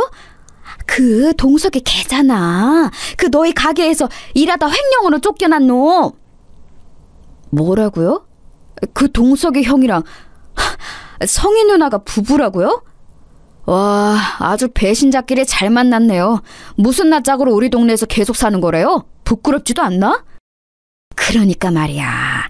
성희 그년이 가만 보면 아주 여우야. 너희 집에서 나오자마자 그렇게 동석이랑 결혼했어. 아니, 그래서 말인데 너 집에 도둑 맞은 거 없나 잘 봐. 금고 같은 거 안 털렸어? 주민의 제보로 저는 성희 누나가 우리 집에서 일하다 쫓겨난 동네 양아치와 결혼했다는 것을 알게 되었습니다. 그런데 아줌마가 마지막에 건넨 말에 저는 정신이 퍼뜩 들었어요. 그래서 바로 집으로 가서 금고를 확인했더니 글쎄 무슨 일이 있었는지 아세요? 우리 아버지는 금을 모아 금고에 넣어두고는 했었거든요. 그걸 우리 가족과 성희 누나 그리고 성자는 다 알고 있었습니다. 금고를 열었더니 금이 정말 하나도 없었어요. 그걸 보고 저는 바로 성희 누나를 찾아갔습니다. 이 도둑들아, 우리 집 금 내놔. 내가 금 훔쳐간 거 모를 줄 알아? 이 배신자들아, 너희가 그러고도 사람이냐? 문 열어! 아, 진짜 시끄럽네. 야, 너 뭐야? 우리가 왜 너희 집 금을 훔쳐가? 증거 있어? 있냐고! 확시 안 꺼져? 우리 누나 월급 안 준 거 그냥 넘어가라고 했는데 자꾸 이럴 거야? 너야말로 그러고도 사람이야? 우리가 무슨 금을 훔쳐갔다고 그래? 너랑 누나가 우리 집 금고 비밀번호 알고 있는 거 알아. 우리 아버지는 너희를 진짜 가족이라고 생각했는데 어떻게 이럴 수가 있어? 그 금 훔쳐서 이 집 산 거지, 이 망할 놈들아. 아우, 시끄러워. 야, 성재야, 안 되겠다. 이 새끼는 말이 안 통하네. 급기야 동네 양아치인 동석이 형은 저를 주먹으로 때리기 시작했어요. 동네 사람들이 지켜보는데 성재와 성희 누나는 말릴 생각도 하지 않았습니다. 그렇게 바닥을 구르면서도 저는 어떻게든 금을 되찾아오고 싶었어요. 우리 엄마 상태 알잖아. 제발 금 돌려줘. 이대로는 안 돼. 나는 어떻게 살라고. 제발 누나, 성재야, 금 하나라도 줘. 우리 어머니 아픈 거 안 보이냐? 그 셋은 제 말은 들은 척도 하지 않고 문을 세차게 닫았어요. 그 광경을 보고 땅에서 울분을 토했던 기억이 아직도 나요. 그때 제 나이가 너무 어렸는데 당장 어떻게 살아야 할지 고민이 되었습니다. 하늘이 원망스럽다는 말이 무슨 뜻인지 너무 알 것 같았어요. 여보, 진서가, 우리 큰아들, 내 남편, 밥 먹어야 돼. 밥을 차려야겠어. 바다에서 돌아오면 배가 고프니까 오자마자 먹을 수 있게 해야지. 제발 그만! 엄마, 정신 차려. 나도 너무 힘들어. 도저히 배는 아버지랑 형이 생각나서 못하겠어. 우리 어떡해?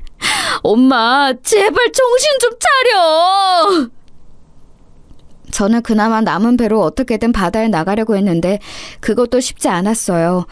원래 성인이 되면 아버지가 배 타는 법을 알려준다고 하셨는데 아버지가 없으니 방법을 몰랐습니다. 그리고 아버지와 형이 바다에서 죽어서 저한테도 트라우마가 너무 컸어요. 어머니는 여전히 제정신이 아닌 상태였고 저는 고등학교를 막 졸업한 상태라 할 줄 아는 것이 하나도 없었습니다. 진영아, 이 배 팔면 너 이제 재산은 있니? 금도 다 도둑 맞았다며. 진짜 성이랑 성재 그놈들 그러는 거 아니다. 동석이야 뭐 원래 양아치니까 그렇다고 쳐도 성이 남매는 그러면 안 되는 거야. 이 배가 마지막 재산이에요. 그동안 모아놓았던 돈도 다 쓰고 남은 게 없습니다.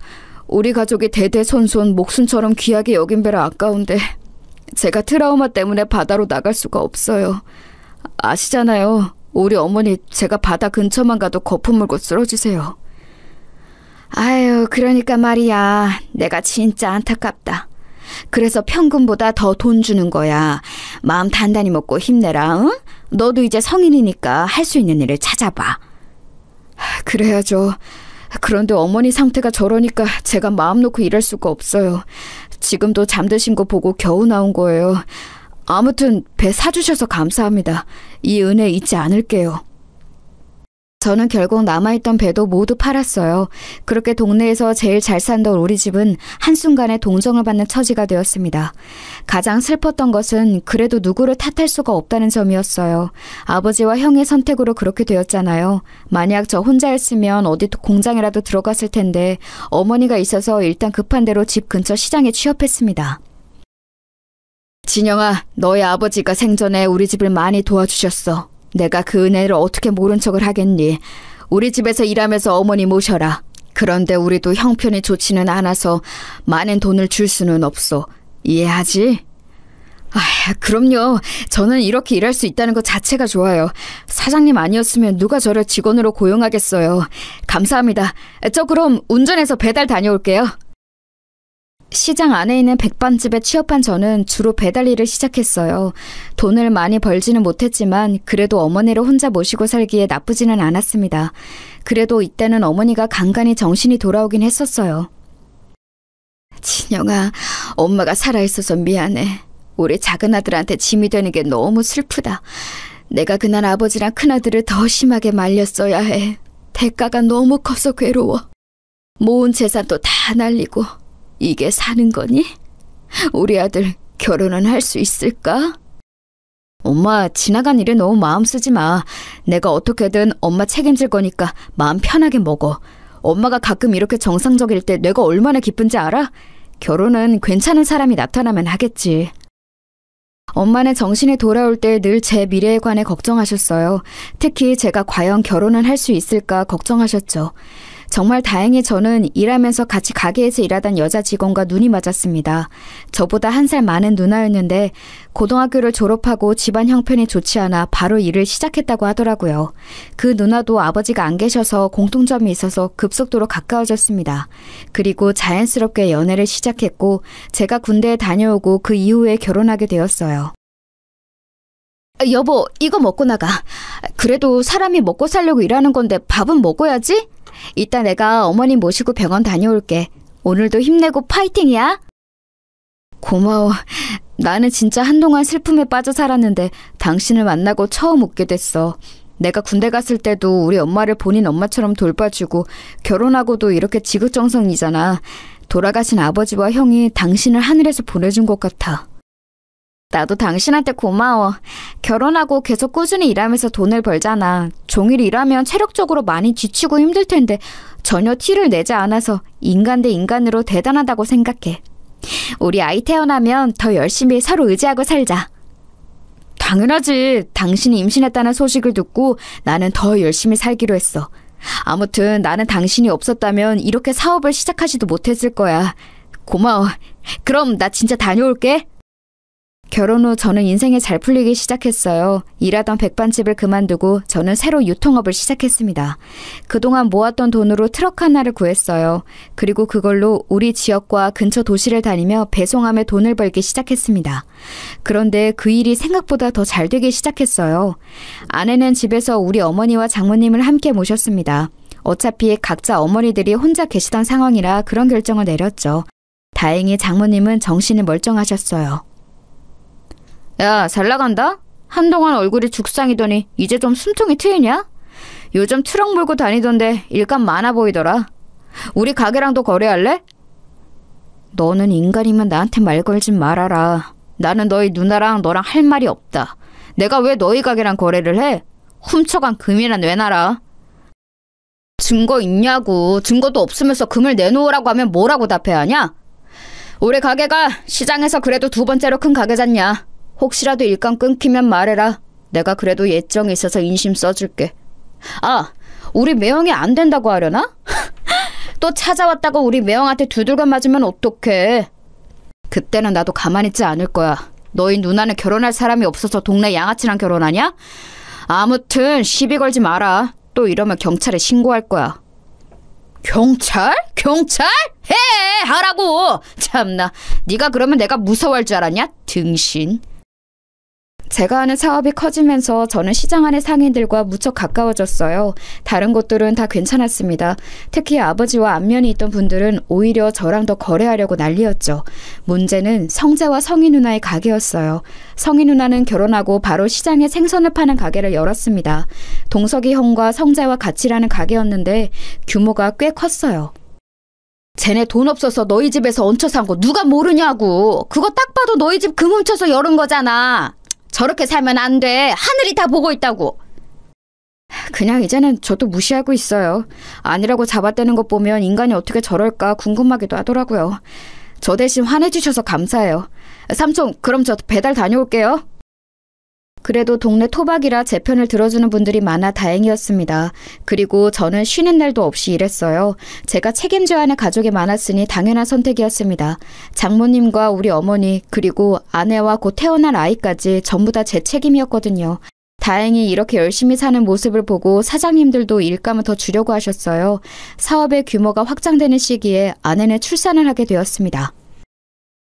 한서방, 가서 잠을 좀 자. 이따 새벽에 또 배송 가야 한다고 하지 않았어? 아이들은 내가 돌볼 테니 가서 눈이라도 붙여. 아우, 이 사람아, 그러다 쓰러져. 아이들이 예쁜 것은 알겠는데 그래도 본인 몸을 잘 돌봐야 해. 장모님 깨셨어요? 저도 좋아서 이러는 거예요. 우리 아이들 너무 예쁘지 않아요? 아내가 힘들까봐 깨는 게 싫어서 몰래 나와 있었어요. 쌍둥이 얼굴을 보고 있으면 하나도 힘들지 않아요. 피로가 아예 느껴지지 않아서 저도 신기해요. 자네 덕분에 우리 딸도 나도 사돈댁도 잘 살잖아. 그래도 누가 뭐래도 건강이 제일 우선이야. 알지? 몸 챙겨가면서 일해. 내가 오늘 시장 가서 재료 사서 닭백숙을 해놓을 테니 와서 먹어. 와, 장모님 감사해요. 힘드실 텐데 매번 우리 엄마랑 말동무도 해주시고 제가 오히려 복받았다고 생각해요. 무려 아내는 쌍둥이를 낳았어요. 쌍둥이라 제 어깨 위에 짐은 2배였지만 행복도 2배였어요. 아무리 잠을 못 자고 일하고 밥을 못 먹으며 일해도 쌍둥이들만 생각하면 행복했습니다. 열심히 일한 덕분에 날이 갈수록 바빠졌는데 그것조차 뿌듯했어요. 하지만 하늘도 참 무심하더라고요. 이렇게 잘 나가던 저는 한순간에 또 바닥을 치게 되었어요. 사장님, 나도 힘들어. 우리도 죽겠다고. 나도 배송할 게 있으면 당연히 한 사장한테 주지.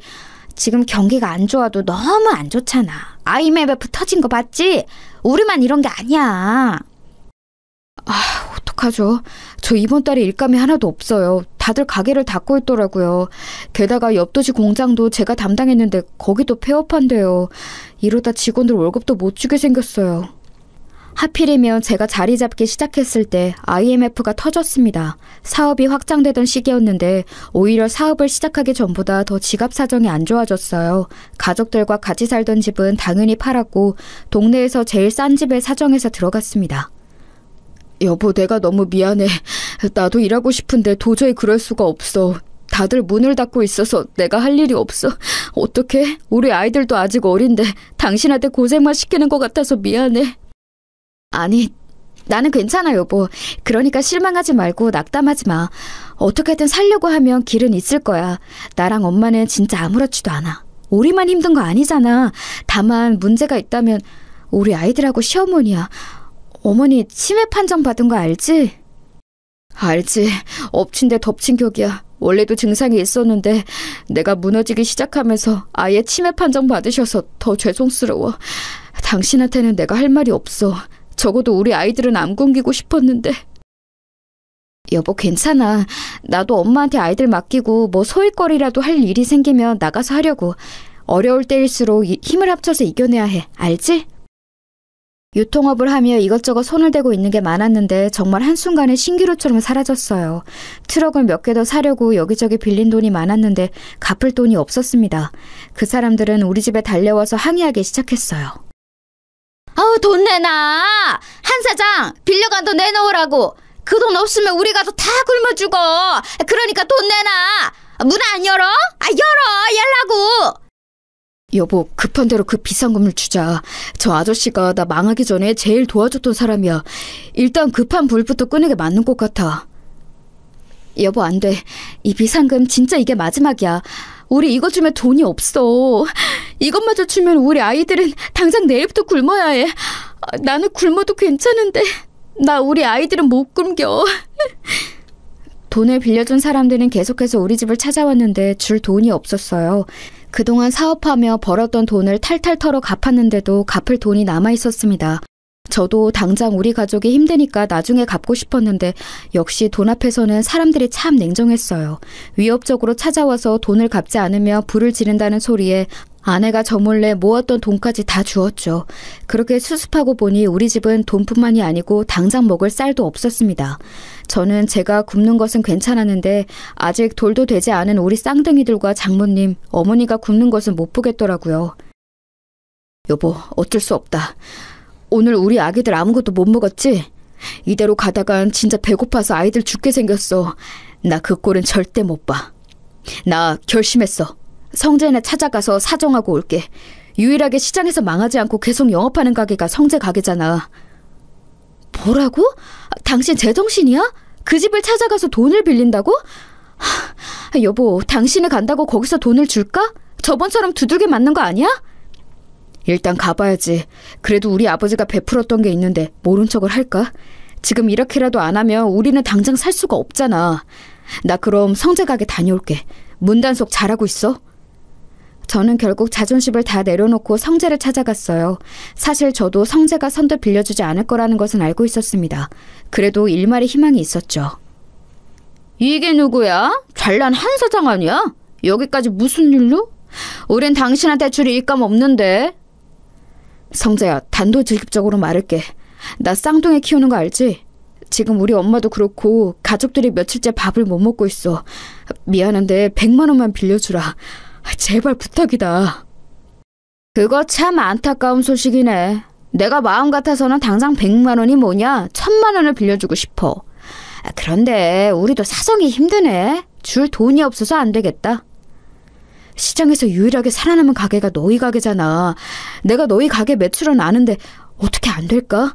주라는 것도 아니야. 빌려달라는 거야. 이렇게 무릎 꿇고 빌게. 어? 우리 아버지가 너희 남매 가장 힘들 때 도와줬잖아. 그거 생각해서라도 제발. 아우, 줄 돈 없다고 몇 번 말하냐. 지금 우리 누나랑 매형 가게 올 시간 다 됐어. 매형 눈에 띄면 너 죽어. 그러니까 당장 꺼져. 안 꺼져? 성재는 제가 무릎 꿇고 울면서 빌어도 돈을 절대 빌려주지 않았어요. 저는 하지만 물러설 수가 없었습니다. 이미 자존심을 내려놓은 지 오래였어요. 집에 돈을 들고 가지 않으면 당장 가족들이 죽게 생겼으니 성재의 바지가랑이를 붙잡았습니다. 성재야, 제발, 우리 집에서 너한테 해줬던 거 기억 안 나? 그거 생각해서라도 쌀이라도 조금 주면 안 되겠냐? 내가 이렇게 부탁할게, 제발. 도대체 언제적 얘기를 꺼내는 거야? 기억이 안 나는 호랑이 담배 피우던 시절 아니냐? 나는 너랑 할 말 없으니 꺼져! 퇴! 심지어 성재는 제가 붙잡자 얼굴에 침까지 뱉기 시작했어요. 비참하다는 말을 이럴 때 쓰는 거라는 것을 그때 알게 되었죠. 성재는 제가 아무리 사정해도 들은 척도 하지 않더라고요. 저를 질질 끌어서 가게 밖으로 던진 성재는 이렇게 말했습니다. 이 거지 새끼야, 다시는 내 앞에 나타나지 마. 알겠어? 잘 살고 있는데 찾아와서 옛날 얘기 꺼내는 거 더는 못 들어. 네 자식이 굶어 죽든 말든 그건 나랑 아상관도 없다고. 한 번만 더 찾아오면 그때는 우리 매형 부른다. 너무 매몰찬 모습을 보고 저는 서럽고 비참한 기분이 들었어요. 집으로 가는 내내 얼마나 울었는지 모릅니다. 나는 어떻게든 반드시 성공해야겠다는 생각도 들었어요. 아버지, 형 보고 있어요? 나 더러워서 여기 동네 뗍니다. 나중에 성공해서 자랑스럽게 다시 올 때까지 근처에도 얼씬거리지 않을 거예요. 하늘에서 보고 있으면 제발 도와줘요. 나 힘들어. 그렇게 하늘을 보고 울면서 다짐했던 게 아직도 기억이 나요. 그리고 저는 정말로 아내와 아이들 그리고 두 어머니를 모시고 무작정 서울로 상경했습니다. 집을 처분하고 남은 돈과 평소 친분이 있던 분들에게 가서 10,000원씩 빌려서 돈을 마련했어요. 고향을 떠나서 서울로 간다니까 주민들은 안타까워했죠. 제가 이렇게 떠나게 만들어준 성재네 가게를 마지막으로 멀리서 지켜보았습니다. 반드시 어떻게든 성공해서 돌아온다고 다짐하며 그렇게 서울살이가 시작되었어요. 아, 여보, 지금 새벽 3시야. 그런데 나간다고? 아까 12시에 들어왔잖아. 당신 잠도 그렇게 안 자고 먹는 것도 시원찮아. 이러다 당신이 어떻게 될까봐 나는 그게 무서워. 당신 없으면 나랑 우리 아이들은 어떡해? 양가 어머님들도 그렇고. 1원이라도 더 벌려면 어쩔 수가 없어. 잠을 자고 밥을 먹는 시간조차 너무 아까워. 애들도 자라면서 먹는 양 자체가 달라졌잖아. 아무튼 여보, 늦었다. 그럼 나 이제 일하고 올게. 항상 고맙고 미안해. 무작정 상경한 저는 진짜 말 그대로 닥치는 대로 일하기 시작했어요. 공장부터 막노동까지 안 해본 일이 없을 정도예요. 몸이 망가지고 있다는 것을 알았지만 멈출 수는 없었어요. 빵 하나로 하루를 버티며 살았습니다. 막노동하면 거기서 간식을 주는데 아무리 배가 고파도 절대 먹지 않고 집에 가져갔어요. 그 사정을 알고 같이 일하던 분들이 본인 간식을 주기도 했답니다. 지금 생각해도 너무 감사한 경험이죠. 이렇게 몇 년을 일하니 아이들이 학교에 입학할 나이가 되었어요. 그동안 반지하 쪽방에서 아이들을 키웠습니다. 이때 아내가 정말 많이 고생했어요. 어머니가 치매였고 장모님도 나이가 드시며 건강이 안 좋아졌거든요. 여보, 우리 드디어 이사 가는 거야?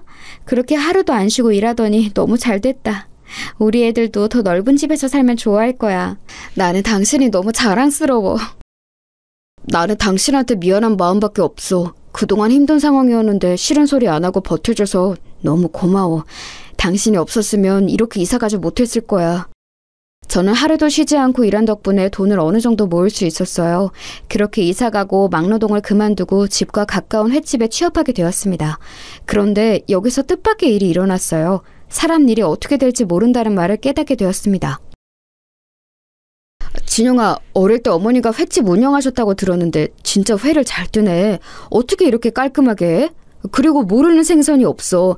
친절하고 항상 웃는 인상이라 너무 좋아. 우리 가게에서 평생이래. 알겠지? 월급 더 올려줄게. 어머니는 횟집 하셨고 아버지는 바다에 직접 가서 생선 잡는 선장이었어요. 그래서 저도 어릴 때 아빠 따라 바다에 나가곤 했죠. 그러다 안 좋은 일이 있기는 했는데 애초에 바닷가가 고향이라 익숙해요. 그래, 잘됐다. 그 집에 장모님하고 어머니하고 같이 산다고 했지? 보기 드문 효자야. 우리 가게로 모셔와. 내가 진영이네 가족들은 돈 안 받고 먹고 싶은 거 다 줄게. 저는 새로 구한 일이 매우 마음에 들었어요. 사장님이 털털하시고 좋은 분이셨거든요. 제 사정을 알고 실제로 편의도 많이 봐주셨습니다. 어머니와 장모님을 모시고 가면 정말로 돈을 받지 않으셨죠. 그렇게 몇 년을 일하니 사장님과 저는 친형제처럼 친해졌어요. 뭐? 그런 일이 있었어? 와, 진짜 그런 놈들은 나중에 천벌 받을 거야. 사람이 그렇게 살면 안 되는 거야. 한 번 사는 인생인데 본인하고 가족들에게 당당해야지. 우원. 진영이 그동안 너무 고생 많았다. 이제 앞으로는 잘 살기 바래. 힘든 거 있으면 언제든지 얘기하고. 사장님과 가까워진 저는 서울로 올라오고 처음으로 타인에게 의지하게 되었습니다. 정이 워낙 많은 사장님은 심지어 우리 쌍둥이들도 많이 예뻐하셨어요. 사모님도 굉장히 좋은 분이라 같이 여행을 갈 정도면 어느 정도인지 아시겠죠? 처음에는 사실 오래 일할 거라 전혀 생각하지 않았는데 어느새 그 가게에서 10년을 일하게 되었습니다. 이제는 가족 같은 사이가 되었던 거죠. 그런데 그러던 어느 날 사장님이 저를 불러 앉혀놓고 진지하게 말하셨습니다. 진영아, 나는 이제 아내랑 서울 생활을 청산하고 고향으로 가려고 해. 그동안 너무 고마웠다. 아내랑도 얘기했는데 만약 네가 없었으면 우리가 이렇게 가게를 잘 운영하지 못했을 거야. 너한테 너무 고마워. 에이, 제가 뭘 했다고요. 사장님 덕분에 저랑 우리 가족은 덕분에 행복했어요. 고향에 가시면 담배 그만 피우시고 몸 건강 챙기세요. 저도 시간 나면 가족들 데리고 놀러 가도 되는 거죠? 진영이 너는 연락 안 하고 무작정 와도 언제나 환영이지. 그나저나 진영아, 내가 이렇게 너한테 얘기하는 이유가 있어. 아내랑 이미 얘기 끝나서 하는 말이야. 나는 이 가게를 너처럼 무작정 서울로 올라와서 열었어. 그건 너도 알지? 그래서 애착이 매우 커. 이 소중한 가게를 닫고 내려가는 것은 아내도 나도 원하지 않아. 그래서 말인데 진영이 네가 사장님이 되어줄 수 있겠니? 다른 권리금이니 뭐니 그런 것은 우리 사이에 어울리지 않아.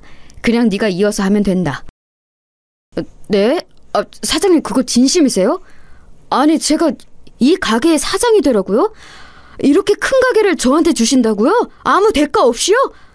사장님 장난치지 마세요. 저 그럼 진짜 혹해요. 에이, 이 사람아 무슨 장난이야? 내가 이런 걸로 장난치는 거 봤어? 우리 아들은 미국으로 가 있어서 물려줄 사람이 없어. 그리고 진심으로 네가 없었으면 우리 가게가 이렇게 매출이 나왔겠니? 자, 그럼 이제 이 가게의 주인은 너야.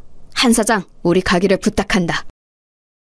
사장님은 서울 생활을 정리하고 사모님과 고향으로 내려가시게 되었어요.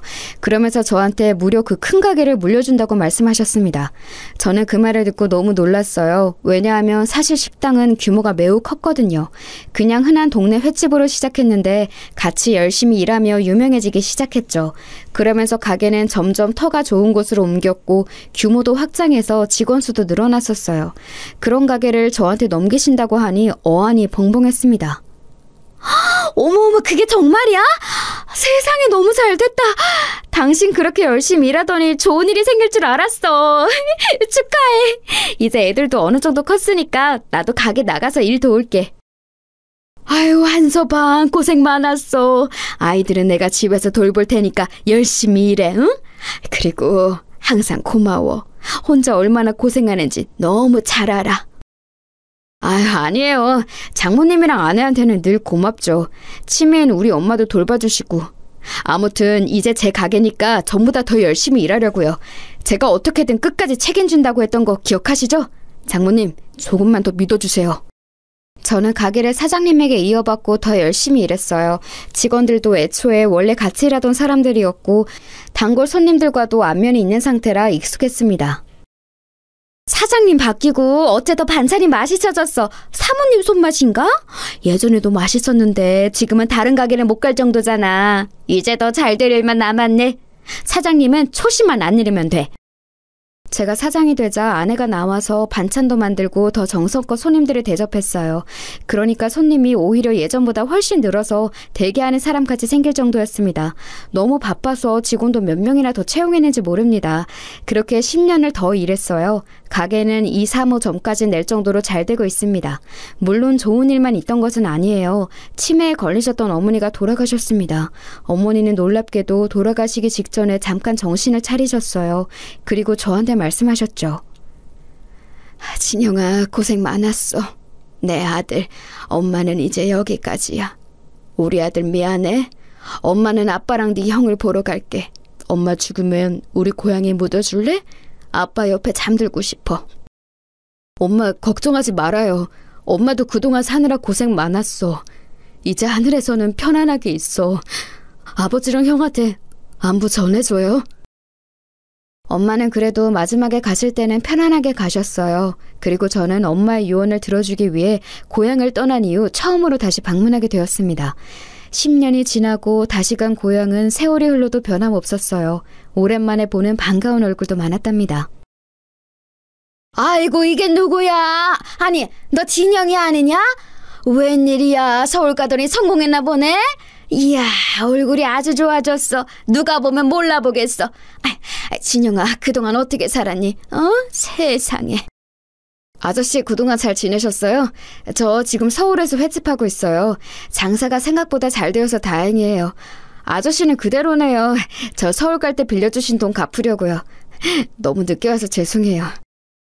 아, 그때 그 돈?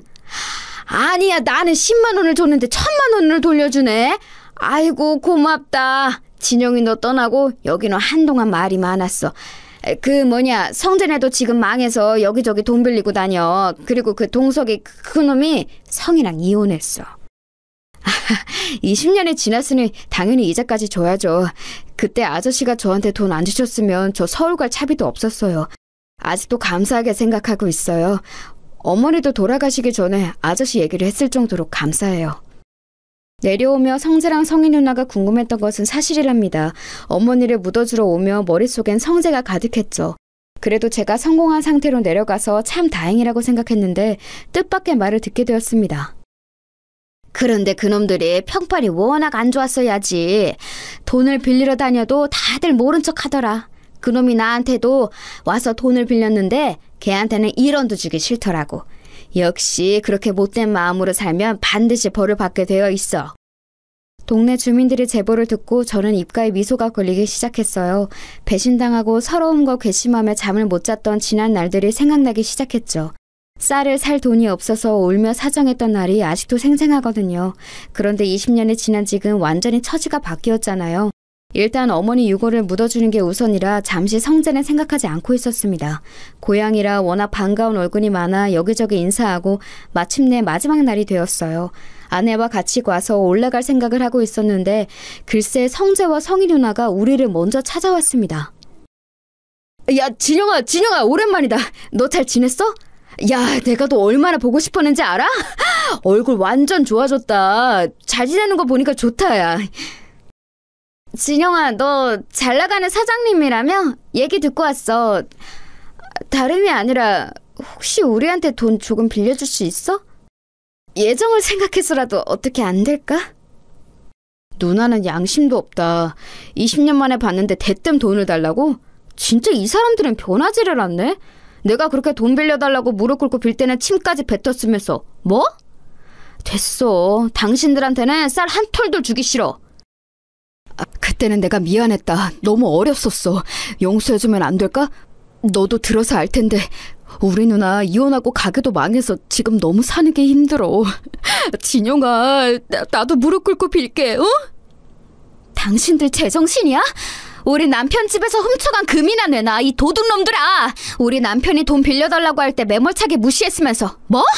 당장 안 꺼져? 성재랑 성희 누나는 저를 보고 돈을 빌려달라는 말을 하더라고요. 오랜만에 본 그들은 딱 봐도 행색이 매우 초라했어요. 그렇게 나 무시하고 우리 집 망하는 거 모른 척을 하더니 지금 꼴 좋다. 인생이라는 게 원래 길게 보는 거야. 그때 100만 원만 빌려줬으면 내가 당신들을 매몰차게 대하겠어? 원래 다 뿌린 대로 돌려받는 거라고. 당장 꺼져! 진우가, 내가 미안해. 제발. 우리 당장 먹고 살 돈이 없어서 그래. 어떻게 안 될까? 그래도 어릴 때 같이 살았잖아. 시끄러워. 저기요, 나가세요. 철면피도 이런 철면피가 없지. 참나 기가 막혀. 여보, 차 타. 올라가자. 아내까지 나서서 매몰차게 대하는데 성재랑 성희 누나는 끝까지 제 바짓가랑이를 붙잡고 놔주지 않았습니다. 심지어 차를 타고 가는데 앞을 가로막았어요. 그래서 경찰까지 부르고 나서야 탈출할 수 있었습니다. 얼마나 통쾌했는지 몰라요. 살다 보니 이런 날도 오네요. 역시 인생이라는 것은 한치 앞도 모른다는 게 맞는 말 같아요. 여기까지가 제가 준비한 사연입니다. 여러분 어떻게 들으셨어요? 저는 이 일이 있고 가만히 있어도 입가에 미소가 걸리곤 해요. 평생에 걸친 복수를 한 기분이랍니다. 이제 저는 다른 것은 전혀 신경 쓰지 않고 고생을 많이 한 우리 아내와 장모님과 평생 행복하게 사려고 해요. 제 사연 들어주셔서 감사합니다.